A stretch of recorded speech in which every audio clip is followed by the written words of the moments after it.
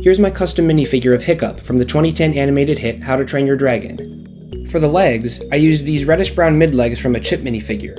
Next, I took the torso and head from this classic Frodo Baggins minifigure from 2012. I thought the torso resembled Hiccup's shirt from the first movie particularly well.